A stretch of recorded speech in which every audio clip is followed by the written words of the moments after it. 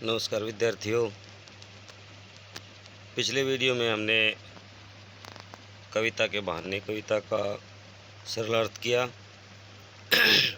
और अब हम कर रहे हैं बात सीधी थी पर का सरलार्थ। एजुकेशन पॉइंट हरियाणवी पर आपका एक बार फिर से स्वागत है। विद्यार्थियों, आप मेरे साथ बने रहिए। यदि आप मेरे चैनल पर नए हैं तो आप चैनल को सब्सक्राइब करना ना भूलें और बेल आइकन ज़रूर दबा लें, क्योंकि फिर वीडियो सबसे पहले आपके पास पहुंचेगी। तो विद्यार्थियों, अब हम शुरू करते हैं बात सीधी थी पर। सबसे पहले हम कवि परिचय पढ़ते हैं कुंवर नारायण शाही का। कुंवर नारायण शाही आधुनिक हिंदी कविता के सशक्त हस्ताक्षर हैं। इनका जन्म 19 सितंबर सन 1927 को फैजाबाद उत्तर प्रदेश में हुआ। इनकी आरंभिक शिक्षा घर पर ही हुई थी। विश्वविद्यालय स्तर की शिक्षा इन्होंने लखनऊ विश्वविद्यालय से पूरी की। इन्होंने अनेक देशों की यात्रा की। कुंवर नारायण ने सन 1950 के आसपास काव्य लेखन की शुरुआत की। उन्होंने चिंताप्रक लेख, कहानियाँ, सिनेमा और कलाओं पर समीक्षाएँ भी लिखी हैं। इन्हें अनेक पुरस्कारों से नवाजा गया, जैसे कबीर सम्मान, व्यास सम्मान, लोहिया सम्मान, साहित्य अकादमी पुरस्कार, ज्ञानपीठ पुरस्कार तथा केरल का कुमारन आसान पुरस्कार आदि। रचनाएं तीसरे शतक के प्रमुख कवि हैं। इनकी प्रमुख रचनाएं निम्नलिखित हैं। काव्य संग्रह हैं इनके चक्रव्यूह, जो 1956 में इनका जो प्रकाशित हुआ था। परिवेश, हम तुम, आमने सामने, कोई दूसरा नहीं, इन दिनों और आत्मजयी इनका प्रबंध काव्य है। आकारों के आसपास इनका कहानी संग्रह है। आज और आज से पहले इनकी समीक्षा ग्रंथ है। और मेरे साक्षात्कार ये इनकी एक सामान्य विधा है। काव्यगत विशेषताएं। कवि ने कविता को अपने सृजन क्रम में हमेशा प्राथमिकता दी है। आलोचकों का मानना है कि उनकी कविता में व्यर्थ का उलझाव, अखबारी स्थायीपन और वैचारिक धुंध के बजाय संयम, परिष्कार और साफ सुथरापन है। कुंवर जी नारायण नगरीय संवेदना के कवि हैं। इनके यहाँ विवरण बहुत कम है, परंतु व्यक्तिक तथा सामाजिक ऊहापोह का तनाव पूरी व्यंजकता में सामने आता है। इनकी तटस्थ वितराग दृष्टि, नोच खसोट, हिंसा प्रतिहिंसा से सहमे हुए एक संदेश, संवेदनशील मन के आलोड़नों के रूप में पढ़ी जा सकती है।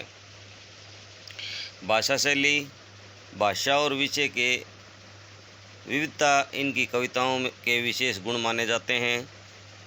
इनमें यथार्थ का खुरदरापन भी मिलता है और उनका सहज सौंदर्य भी। सीधी घोषणाएं और फैसले इनकी कविताओं में नहीं मिलते, क्योंकि जीवन को मुकम्मल तौर पर समझने वाला एक खुलापन इनके कवि स्वभाव की मूल विशेषता है। वैसे विद्यार्थियों, हमने कविता के बहाने कविता पढ़ने से पहले इनका जीवन परिचय पढ़ लिया था, लेकिन फिर भी हमने दोबारा इसको पढ़ लिया है, क्योंकि एक ही कवि की दोनों कविताएं हैं ये। इस कविता का मूल प्रतिपाद्य जो है या उद्देश्य वो ये है कि यह कविता कोई दूसरा नहीं कविता संग्रह से संकलित है। यानी कोई दूसरा नहीं कविता संग्रह इनसे संकलित है। इनमें कथ्य के द्वंद्व उकेरते हुए भाषा की सहजता की बात की गई है। हर बात के लिए कुछ खास शब्द नियमित होते हैं, ठीक वैसे ही जैसे हर पेच के लिए एक निश्चित खांचा होता है। अब तक जिन शब्दों को हम एक दूसरे के पर्याय के रूप में जानते रहे हैं, उन सब के भी अपने अर्थ होते हैं। अच्छी बात या अच्छी कविता का बनना सही बात का सही शब्द से जुड़ना होता है, और जब ऐसा होता है ना, तो किसी दबाव या अतिरिक्त मेहनत की ज़रूरत नहीं होती है, वह सहूलियत के साथ हो जाता है। सही बात को सही शब्दों में के माध्यम से कहने से ही रचना प्रभावशाली बनती है। इस कविता का सार: कवि का मानना है कि बात और भाषा को स्वाभाविक रूप से जुड़े हुए होते हैं, किंतु कभी कभी भाषा के मोह में सीधी बात भी टेढ़ी हो जाती है। मनुष्य अपनी भाषा को टेढ़ी तब बना देता है जब वह आडंबरपूर्ण और चमत्कारपूर्ण शब्दों के माध्यम से कथ्य को प्रस्तुत करने का प्रयास करता है। अंततः शब्दों के चक्कर में पड़ कर के वे कथ्य अपना अर्थ खो बैठते हैं। अतः अपनी बात सहज एवं व्यवहारिक भाषा में कहना चाहिए ताकि आम लोग कथ्य को भली भांति समझ सकें। तो इसके कुछ जो है ना कठिन शब्द हैं वो हम पढ़ लेते हैं एक बार। पहले पिछली कविता में भी हमने कठिन शब्दों को पढ़ लिया था, क्योंकि कठिन शब्दों को पढ़ने से पहले पढ़ने के पश्चात हमारा जो अनुवाद है वो थोड़ा सा आसान हो जाता है। तो विद्यार्थियों, वीडियो को शुरू से आखिर तक ज़रूर देखें, क्योंकि यदि कविता को समझना है तो वीडियो को शुरू से आखिर तक देखना बहुत ज़रूरी है। कथ्य होता है संदेश, सिद्धि, सरल, चक्कर, उलझन या इच्छा, टेढ़ी, फंस गई, उलझ गई, अस्पष्ट हो गई, अस्पष्ट होती गई, उससे पाने यानी बात को स्पष्ट करने, उल्टी पलटी, बदला मतलब तोड़ा मरोड़ा, नए नए ढंग से कहना चाहा मतलब तोड़ा मरोड़ा का मतलब है नए नए ढंग से कहना चाहा, घुमाया फिराया, बदल बदल करके देखा, बने यानी स्पष्ट हो जाए, बाहर आए, भाषा की क्लिष्टता से मुक्त हो जाए, पेचीदा, पेच के घुमावदार, पेच के समान घुमावदार और अस्पष्ट, मुश्किल, कठिनाई, मूल समस्या, खोलने की बजाय, स्पष्ट के बजाय, बेतरह, बिना सोचे समझे, गलत ढंग से, कसता और अस्पष्ट बनाता, करतब, दिखावट, तमाशा, तमाशबीन, तमाशा दिखाने वाले लोग, शाबाशी, प्रोत्साहन देना, वाह वाह, प्रशंसा करना, आखिरकार, अंत में, जोर जबरदस्ती से, भाषा की अनावश्यक सजावट या क्लिष्टता, चूड़ी, पेच के चक्कर या बात का मूल प्रभाव, मर गई, बेकार हो गई, बात प्रभावहीन हो गई, बेकार घूमने लगी, भाषा के पीछे रह गई, बेअसर हो गई, हार कर कोई अन्य उपाय न होने पर, कील की तरह बेढंगे रूप में बलपूर्वक ठोक दिया, क्लिष्ट भाषा में ही प्रकाशित कर दिया, ऊपर से देखने या सुनने में बाहरी रूप में, ठीक ठाक, सही लगना, कशाब, मजबूत पकड़, ताकत, प्रभावशीलता, शरारती, चंचल, तंग करने वाला, खेलना, मजाक बनाना, हंसी उड़ाना, पसीना पोंछना, घबराना, निराश हो जाना, सहूलियत से, सुविधापूर्वक, सरल भाव से, और बरतना, काम में लेना। इस प्रकार हमने ये देखे इस कविता के मुख्य मुख्य जो शब्दार्थ थे वो। अब हम बात करते हैं इसके अनुवाद की। तो बात सीधी थी पर एक बार, ये प्रस्तुत पंक्तियाँ बात सीधी थी कविता से अवतरित की गई हैं और इसके कवि हैं वो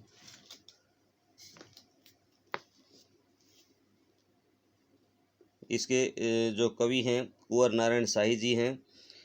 और इस कविता में ये कवि ने स्पष्ट किया है कि कथ्य के अनुसार कविता की भाषा सहज, सरल और बोधगम्य होनी चाहिए।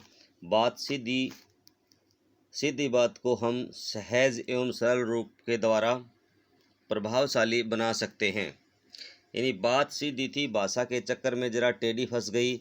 उसे पाने की कोशिश में भाषा की उलट पालट, यानी भाषा को उल्टा पलटा, तोड़ा मरोड़ा।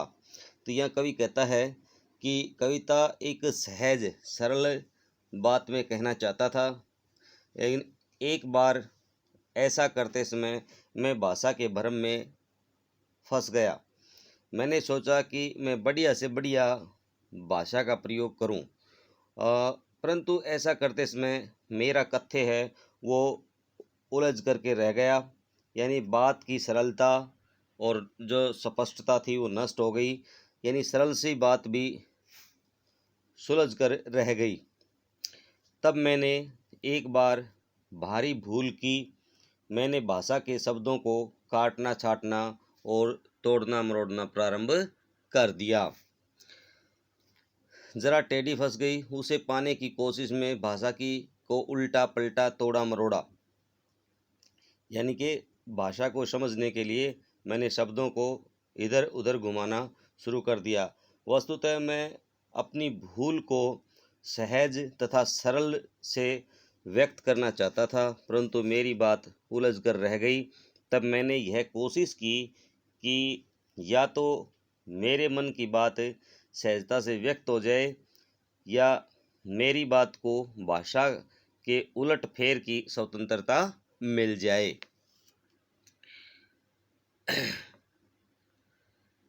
यानी घुमाया फिराया, फिर बात या तो बने या फिर भाषा से बाहर आ जाए। यानी या तो लोग मेरी बात को अच्छी तरह से समझ जाएं, या फिर मुझे शब्दों का हेर फेर करने की स्वतंत्रता प्राप्त हो जाए, परंतु दोनों ही काम नहीं बने। यानी दोनों ही काम नहीं बने।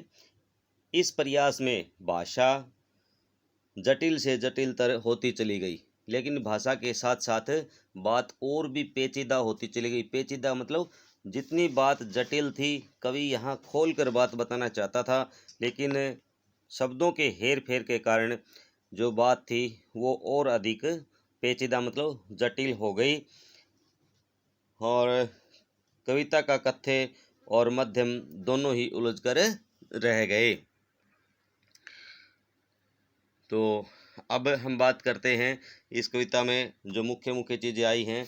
तो इस पद में कवि ने सहज सरल एवं कथ्य को सहज तथा सरल माध्यम के द्वारा अभिव्यक्त करने की प्रक्रिया पर बल दिया है।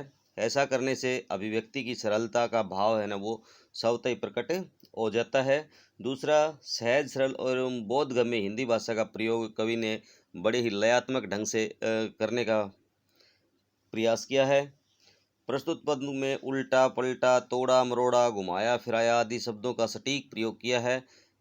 इन शब्द युग्मों में अनुप्रास अलंकार की जो छटा है ना वो द्रष्टव्य है। साथ साथ में वही पुनरुक्ति अलंकार है, और भाषा का चक्कर या टेढ़ी फंसी आदि लोक प्रचलित शब्द हैं उनका प्रयोग किया है। मुक्त छंद है और आत्मकथात्मक शैली का कवि ने इसमें प्रयोग किया है। अब देखते हैं इसके कुछ क्वेश्चन। भाषा के चक्कर का तात्पर्य क्या है?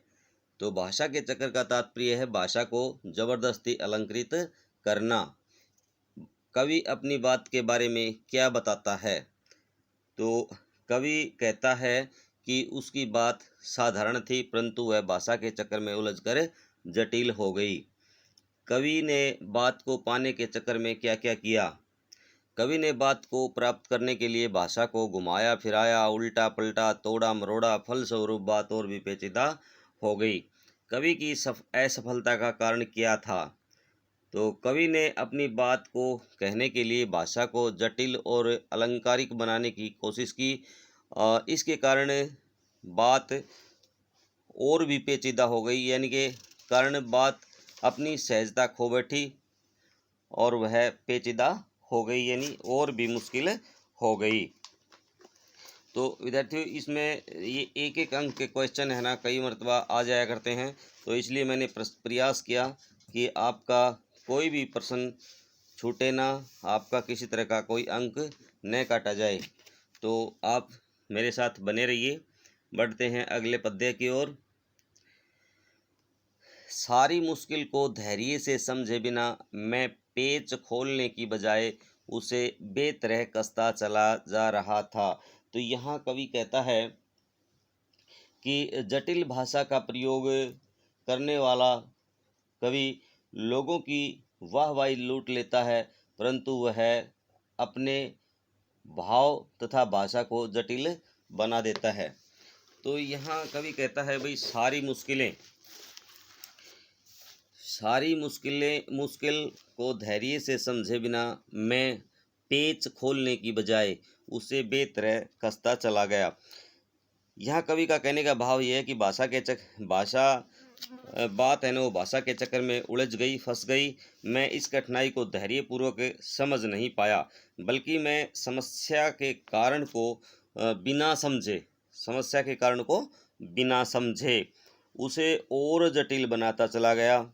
जिस प्रकार उसे बेतरह कसता चला गया, जिस प्रकार भाई कोई कारीगर है ना, किसी पेच को खोलने के लिए जो है ना प्रयास करता है, पेच को खोलने के लिए प्रयास करता है, लेकिन वह खुलने की बजाय बुरी तरह से और ज़्यादा फंस जाता है। उसी प्रकार कवि की जो भाषा है वो और भी ज़्यादा उलझती चली गई। कवि इसे अपनी बेवकूफ़ी मानता है और कहता है कि मुझे लोगों की वाहवाही की ज़रूरत नहीं है, चाहे लोग मुझे शाबाशी दे या ना दे। यानी लेकिन इसका है ना एक दुष्परिणाम ये हुआ कि कविता के भाव और भाषा दोनों जटिल बनते चले गए और कविता का कथ्य उलझ कर रह गया। तो यहाँ कवि ने कविता में स्पष्ट किया है कि कवि का कथ्य और जटिल भाषा में उलझ कर रह गया और उसने अपना धैर्य है वो खो दिया है। तमाशबीन शब्द में यहाँ व्यंग्य छिपा है। प्राय दर्शक, श्रोता या प्रशंसक जो होते हैं ना, वो अकारण प्रशंसा द्वारा कवि को भ्रमित कर देते हैं और कविता में जटिल भाषा का प्रयोग करने का आदि बन जाता है। कर्तव्य शब्द में यहाँ व्यंग्यात्मकता है। और क्योंकि जानबूझ करके भाषा को जटिल बनाना कर्तव्य ही कहा जाएगा। पेच कसने के बिंब द्वारा कवि ने अपनी बात को स्पष्ट किया है। यहाँ उद्देश्य बिंब के साथ रूपातिशयोक्ति अलंकार का भी प्रयोग किया गया है। कवि की जो भाषा है वो सहज, सरल है, बोधगम्य है और सामान्य हिंदी भाषा का इसमें प्रयोग किया गया है और शब्द योजना है वो बिल्कुल सटीक है, उचित भी है। मुश्किल, कर्तव्य, साफ, तमाशबीन, शाबाशी आदि है ना, ये कुछ उर्दू के शब्द है ना, इनका भी कवि ने प्रयोग किया है। और भाई मुक्त छंद यानी छंद मुक्त कविता है ये और आत्म कथात्मक शैली का इसमें प्रयोग किया है। आइए अब देखते हैं इसके कुछ प्रश्न। कवि की क्या कमी थी? कवि ने अपनी समस्या को ध्यान से नहीं समझा, इसलिए वह अपना धैर्य खो बैठा, यही कमी थी। पेज को खोलने की बजाय कसना पंक्ति का अर्थ स्पष्ट करें। इसका अर्थ यह है कि उसने बात को स्पष्ट नहीं किया, इसके विपरीत वह शब्द जाल में उलझता ही चला गया। अगला प्रश्न है, कवि ने अपने किस कार्य को कर्तव्य कहा है? देखिए विद्यार्थियों, इसके लिए मैं सॉरी फील करता हूँ, इस पीडीएफ में कुछ त्रुटियां हैं, लेकिन मैं उनका उच्चारण सही कर रहा हूँ। तो किस कार्य को कर्तव्य कहा है? कवि ने अभिव्यक्ति को बिना सोचे समझे उलझाने व कठिन बनाने को ही अपना कर्तव्य कहा है। कवि के कर्तव्य का क्या परिणाम हुआ? कवि ने भाषा को जितना भी बनावटी और शब्दों के जाल में उलझा करके लाग लपेट करने वाले शब्दों में कहा, सुनने वालों द्वारा उसे उतनी शाबाशी नहीं मिली। यानी कवि ने शब्दों को जितना तोड़ा मरोड़ा और भाषा को और जटिल बनाने का प्रयत्न किया, तो वह जितना चाहता था उसे उतनी शाबाशी नहीं मिल पाई। अब बढ़ते हैं अगले पद्य की तरफ।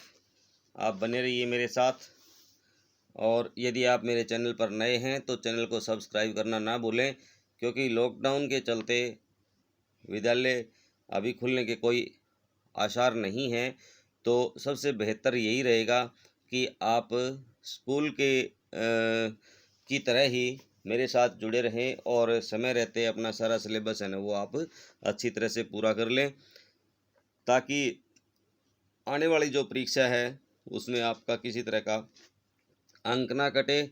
और सबसे अहम बात यह है कि हमें भी अपने विषय का संपूर्ण और अच्छी तरह से ज्ञान भी हो जाए, हमें उसकी जानकारी भी हो जाए। बढ़ते हैं आगे। आखिरकार वही हुआ जिसका मुझे डर था। जोर जबरदस्ती से बात की चूड़ी मर गई और वह भाषा में बेकार घूमने लगी। हार कर मैंने उसे कील की तरह ठोक दिया, उसी जगह ठोक दिया। ऊपर से ठीक ठाक, पर अंदर से तो न उसमें कसाव था न ताकत। तो यहाँ कवि का कहने का भाव यह है कि वह जो परिणाम निकला, जिसका वही परिणाम निकला जिसका कवि को भय था। यानी भाषा को तोड़ने मरोड़ने तथा जटिल बनाने के चक्कर में कविता की भाव अभिव्यक्ति का जो प्रभाव था वो नष्ट हो गया। यानी बात की चूड़ी मरने का भाव ये कि वो प्रभाव वो नष्ट हो गया, इसकी अभिव्यंजना कुंद हो गई। कवि द्वारा प्रयुक्त जटिल भाषा भावहीन होकर के पीड़ा करने लगी, अर्थात मूल कथ्य है वो इसका नष्ट हो गया। केवल भाषा की उछल कूद ही दिखाई देने लगी। अंत में कवि तंग आ गया और उसने निराश होकर के अभिव्यक्ति को चमत्कारी शब्दों में बलपूर्वक वैसे ही ठूस दिया, यानी ठोक दिया। तो यहाँ देखिए कवि ने जो है ना वो बताया है कि वह भाषा को एक भाव प्रदान करना चाहता था, सुंदरता प्रदान करना चाहता था, लेकिन वह ऐसा नहीं कर पाया और फिर उसने भाषा को उसी क्लिष्टता के साथ छोड़ दिया। वह भाषा वैसी ही लगने लगी जैसे किसी पेच को देखते हैं। वह पेच ऊपर से तो हमें ठीक ठाक दिखाई देता है, लेकिन अंदर से उसकी चूड़ियां हैं वो मर गई, यानी समाप्त हो गई हैं। और जब चूड़ियां समाप्त हो जाती हैं तो उस पेच को कील की तरह ही ठोका जाता है। यानी जब भाषा का जो भाव है ना वो समाप्त हो गया ना, तो कवि ने अपनी बात को उसी तरह से रख दिया है। तो यहाँ कवि ने जो बातें कही हैं वो ये हैं कि भाई कवि ने स्वीकार किया है जटिल और चमत्कारी भाषा का प्रयोग करने से कविता का मूल भाव है वो प्रभावहीन हो जाता है। और पेच कसने के दृश्य बिंब का की योजना है वो सजीव बन पड़ी है। और यहाँ पेच कसने में रूपातिशयोक्ति अलंकार का प्रयोग हुआ है। और बात की चूड़ी मरना में भी रूपातिशयोक्ति का अलंकार का प्रयोग हुआ है। कील की तरह ठोकने से अभिप्राय है भाषा को बलपूर्वक लोगों के आगे फेंकना। तो इस पद्य में सुंदर मानवीकरण का भी प्रयोग हुआ है। कील की तरह यानी शरारती बच्चे की तरह, दोनों ही यहाँ उपमा अलंकार का प्रयोग हुआ है। तो अब देखते हैं इसके प्रश्न। बात की चूड़ी मर जाने और बेकार घूमने के माध्यम से कवि क्या कहना चाहता है। तो जब हम पेच को जबरदस्ती कसते चले जाते हैं ना तो वह अपनी चूड़ी खो बैठता है और स्वतंत्र रूप से घूमने लगता है। इसी तरह से जब कवि किसी बात में जबरदस्ती शब्द ठूसे जाते हैं तो वह अपना प्रभाव खो बैठती है तथा शब्दों के जाल में उलझकर रह जाती है। काव्यांश में प्रयुक्त दोनों आयामों के प्रयोग सौंदर्य पर टिप्पणी कीजिए। भाई बात को उपेक्षित प्रभाव के लिए कवि ने पेच और कील की उपमा दी है। इन दोनों ही माध्यमों में कवि कहना चाहता है कि निरर्थक व अलंकारिक शब्दों के प्रयोग से बात शब्द जाल में घूमती रहती है और उनका जो प्रभाव है वो नष्ट हो जाता है। अगला जो प्रश्न है, भाषा को सहूलियत से बरतने से क्या अभिप्राय है। तो यहाँ कवि कहता है भाषा को सहूलियत से बरतने का अभिप्राय यह है कि व्यक्ति को अपनी अभिव्यक्ति सहज तरीके से करनी चाहिए भाई। शब्द जाल में उलझने से बात का प्रभाव वो समाप्त हो जाता है और केवल शब्दों की कारीगरी ही रह जाती है। अंतिम जो प्रश्न है, कवि ने बात ने कवि से क्या पूछा और क्यों? तो बात ने शरारती बच्चे के समान कवि से पूछा कि क्या उसे भाषा के सरल सहज प्रयोग को नहीं सीखा। इसका कारण यह है कि कवि ने भाषा के साथ जबरदस्ती की।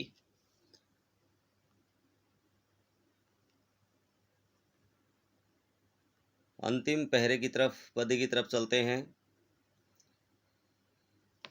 पर अंदर से न तो उसमें कसाव था। बात ने जो एक शरारती बच्चे की तरह मुझसे खेल रही थी, मुझे पसीना पोंछते देखकर पूछा, क्या तुमने भाषा को सहूलियत से बरतना नहीं सीखा? तो यहाँ कवि कहता है कि जब पर अंदर से न तो उसमें कसाव था। जब पेच की चूड़ियां समाप्त हो गई, चूड़ियां मर गई, यानी जब भाषा प्रभावहीन हो गई, तो कवि से मानो बात शरारती बच्चे की तरह अटखेलियां कर रही थी, खेल रही थी। और कविता के उन भावों को देख करके कवि को पसीना आ गया था। और पसीना इसलिए आ गया था क्योंकि ऐसा लग रहा था मानो बात कवि से पूछ रही हो कि क्या तुमने कभी भाषा को सहजता से प्रयोग करना नहीं सीखा। तो कवि को अपनी इस मूर्खता पर हंसी आ रही थी, क्योंकि कवि अपने आप को एक बेकार और अयोग्य व्यक्ति मानता था। तो तुम इस तथ्य को नहीं जान पाए कि भाषा सहज सरल भाषा में कही जा सकती है और उसका प्रभाव अधिक होता है। तो इसमें जो कवि ने मुख्य मुख्य जो बातें कही हैं वो ये हैं कि भाई कवि का पसीना पोंछना यानी जोर जबरदस्ती यानी अनुप्रास अलंकार का इसमें प्रयोग है। और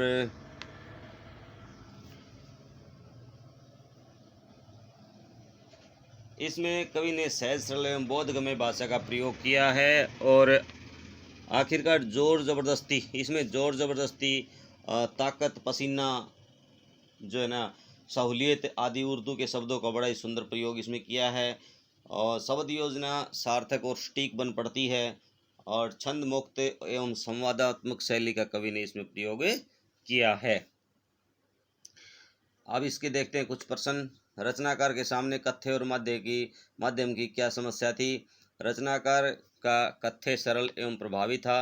वह अपनी बात को प्रभावी ढंग से कहना चाहता था, परंतु वह वक्र शैली के चक्कर में उलझ गया और शब्दों को के जाल में उलझकर रह गया। अगला जो प्रश्न है, भाव स्पष्ट कीजिए। जोर जबरदस्ती से बात की चूड़ी मर गई। तो कवि कहता है कि जब हम बात को सरल ढंग से न कह करके अलंकारिक, जटिल या वक्र शैली में कहना चाहते हैं तो उसका प्रभाव अब नष्ट हो जाता है। अगला जो लास्ट प्रश्न है, कोई रचना ढीले पेच की तरह कब और कैसे प्रभावहीन हो जाती है? तो कवि कहता है कि कोई भी रचना ढीले पेच की तरह तब प्रभावहीन हो जाती है जब गलत व जटिल शब्दों का प्रयोग किया जाता है। तो इस प्रकार प्रिय विद्यार्थियों, हमने इस कविता का जो है वो पूरा सरलार्थ अच्छे से किया है। तो मुझे आशा है आपको ये समझ में भी आया होगा। यदि आपको मेरे द्वारा पढ़ाया गया कुछ समझ में नहीं आता है तो मुझे कमेंट बॉक्स में लिख करके आप ज़रूर बताएं। और यदि आपको समझ में आता है तो भी आप मेरे मनोबल को बढ़ाएं। और आपका ही ये अपना एक चैनल है, इसको आप ज़रूर सब्सक्राइब कर लें, क्योंकि विद्यार्थियों, मैंने सभी विद्यार्थियों को इस वर्ष ये सिलेबस जो है घर पर ही करवाने का बीड़ा उठाया है। यदि आप इसमें सहयोग देंगे तो आपका भी भला है और मेरा भी ये इस प्रकार का जो प्रयास है ये सफल माना जाएगा। तो आप बने रहिए जयपाल शास्त्री के साथ। Thank you. जय हिंद, जय भारत।